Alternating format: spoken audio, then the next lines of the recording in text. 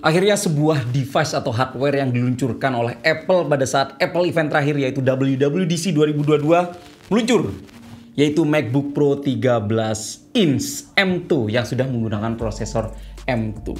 Well, apa saja yang akan kita dapatkan? Ternyata nggak jauh beda. Termasuk pengalaman unboxingnya juga sama persis. Bahkan wallpaper bagian depan dari dosbooknya juga sama persis. Begitu dibuka, kita akan menemukan laptop yang mirip banget dengan generasi sebelumnya, 13 inch. Kemudian kita akan menemukan sebuah manual book, kemudian kepala charger dan kabel untuk ngecharge. That's all.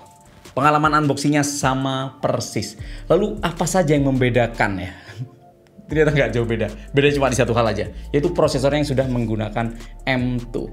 Setelah kita cek di benchmark atau setelah saya lakukan benchmark atau setelah kita cari referensi benchmark, dan kita akan temukan bahwa memang prosesor M2 ini lebih kencang dibanding M1. Pada saat dilakukan benchmark menggunakan Cinebench R23 R23, hasilnya seperti ini ya. MacBook Pro M1 dia punya skor 7.743, sedangkan yang MacBook Pro menggunakan M2 skornya 8.788. Memang ini masih agak di belakang dari M1 Pro yang saya gunakan setiap hari-hari, di mana skor untuk Cinebench-nya sendiri dia punya skor 9.505. Mungkin kalau misalnya kita cek speed dari CPU-nya, peningkatannya nggak terlalu signifikan. Tapi pada saat kita lakukan tes benchmark untuk GPU baru akan terasa peningkatannya. Karena kalau misalnya dilihat dari jumlah core-nya sendiri, MacBook Pro 13 inch yang lama yang masih menggunakan M1 dia cuma punya 8 core aja. Sedangkan pada MacBook Pro M2 dia sudah menggunakan 10 core GPU. Itu artinya ada kelebihan 2 core yang harusnya itu bisa memaksimalkan performa dari laptop tersebut. Dan pada saat kita lakukan benchmark pada 3D Mark Wildlife Extreme Limited, kerasa ya M1 dia punya skor 29,1 sedangkan M2 41,4 FPS. Ya, sekali lagi itu mungkin efek dari 2 tambahan core GPU pada M2. Begitu juga pada saat kita gunakan untuk ngerender video 5K Final Cut Pro, ternyata waktunya juga kerasa ya.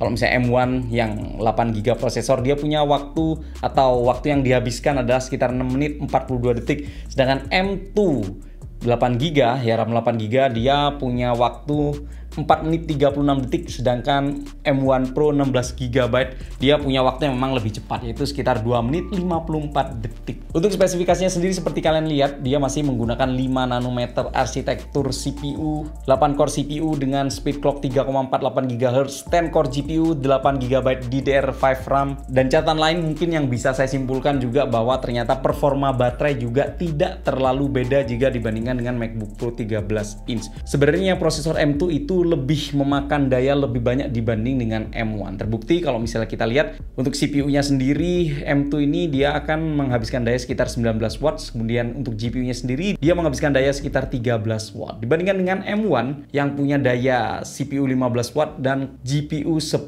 watt. Memang kalau misalnya dilihat, kita akan menemukan fakta bahwa prosesor M2 itu memakan daya lebih banyak dibanding dengan M1. Tapi ternyata user experience orang-orang kebanyakan yang sudah menggunakan masih sama awetnya, dimana digunakan untuk kebutuhan sehari-hari. Dia akan menghabiskan waktu sekitar 13 jam atau sekitar 4-5 jam untuk kebutuhan intensitas yang tinggi seperti ngedit video, dan klaim Apple juga masih sama 20 jam. Itu artinya MacBook Pro 13 inch yang bentuknya seperti ini masih menjadi yang paling irit di antara seluruh MacBook yang ada. Lalu untuk harganya sendiri, kalau misalnya saya cek di website Apple Singapore, kenapa saya patokannya Apple website Singapura? Karena itu adalah harga yang pasti, yang fix dikeluarkan oleh Apple. Dia memiliki bandrol harga 1.879 Singapura dolar, atau kalau misalnya dirupiahkan itu menjadi 20 juta rupiah sekian lah.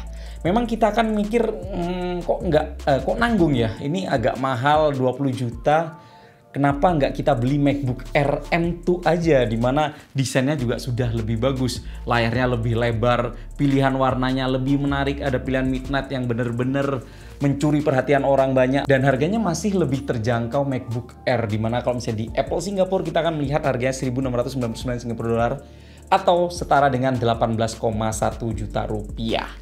Tapi ya, kalau misalnya antara dua itu milih mending yang model baru MacBook Air atau MacBook Pro 13 inch yang sebenarnya prosesornya sama aja, cuma perbedaannya pada fan ya. MacBook Pro 13 inch dia punya fan walaupun jumlahnya cuma satu, sedangkan MacBook Air M2 atau RM1 pun yang judulnya RR pada MacBook itu tidak memiliki fan apapun alias fanless.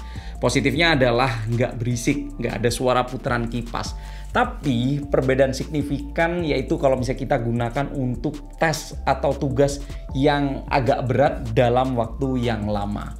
Dan ya, buat saya pribadi sebuah laptop yang memiliki fan seperti MacBook Pro 13 inch itu sudah dirancang untuk bisa bekerja lebih keras dalam jangka waktu yang lama. Karena kalau misalnya kita paksakan pada MacBook Air M1 atau M2 yang tidak punya fan atau fanless, pasti akan throttling pada waktunya. Dan kalau misalnya kita gunakan dalam jangka waktu yang sangat lama, misalnya 4 tahun, 5 tahun, menurut saya tetap laptop yang punya fan MacBook Pro 13 inch itu akan lebih awet jatuhnya dibanding dengan MacBook Air. Entah itu efeknya ke baterai atau performa dari laptopnya itu sendiri. Dan kalau misalnya kita cek dari website Apple, kita akan menemukan bahwa jajaran lini laptop yang dijual oleh Apple itu sesuai. Dimana kalau bisa kita lihat dari paling kiri ke sebelah kanan, paling bawah posisinya tetap ternyata MacBook Air M1 masih dijual dengan harga yang memang lebih terjangkau. Kemudian ada MacBook Air M2, kemudian MacBook Pro 13 inch yang menggunakan prosesor M2 naik sedikit. Kita akan menemukan varian yang ini MacBook Pro 14 inch yang sangat kencang sekali, kemudian dilanjutkan oleh MacBook Pro 16 inch. Ya, itu adalah jajaran lini laptop yang masih dijual oleh Apple, dimulai dari MacBook Air M1 yang saya miliki ini. Ya, ini bukan punya saya, punya istri saya, kebetulan sudah di stiker-stiker gini. Cuma memang prosesor M1 ini masih sangat bisa diandalkan sekali. Itulah kenapa masih dijual oleh Apple sampai saat ini, dan ini menjadi opsi paling menarik kalau misalnya kalian cuma butuh ngetik-ngetik, karena itu udah lebih dari cukup. Kalau misalnya ada yang tanya apakah akan ada yang beli MacBook Pro 13 inch ini, menurut saya bakal tetap ada, walaupun kekurangannya itu masih banyak sebenarnya laptop ini. Contohnya seperti port yang cuma ada 2 aja, kemudian layar yang ya agak nanggung karena layar M2 MacBook Air itu sudah lebih bagus, apalagi MacBook Pro 14 inch yang punya ProMotion display dan masih ada Touch ID juga. Kemudian ada touch bar juga. Tapi kalau misalnya dipikir-pikir, bukankah memang seperti itu cara Apple untuk mencari cuan? Buktinya iPhone SE 2022 itu adalah desain HP yang sama dengan desain iPhone 6, 6s, 7, 8, dan dipakai di iPhone SE, dijual di tahun 2022, diganti prosesornya aja, dan ternyata itu juga dilakukan oleh Apple pada seri laptop mereka, dimana mereka kayaknya nggak perlu ngeluarin banyak ongkos produksi, kalau perlu cuma recycle aja, atau ya mungkin ada laptop nganggur sudah dalamnya udah rusak, tinggal diambil rangkanya aja, tinggal dimasukkan prosesor baru.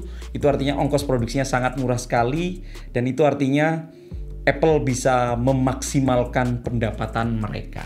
Ya, memang seperti itu, Apple jahat.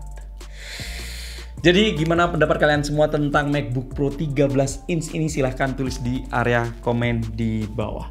Well, itulah dari video kali ini. Terima kasih sudah menyaksikan. Saya Bro Kumar pamit. Sampai jumpa di video selanjutnya. Bye-bye.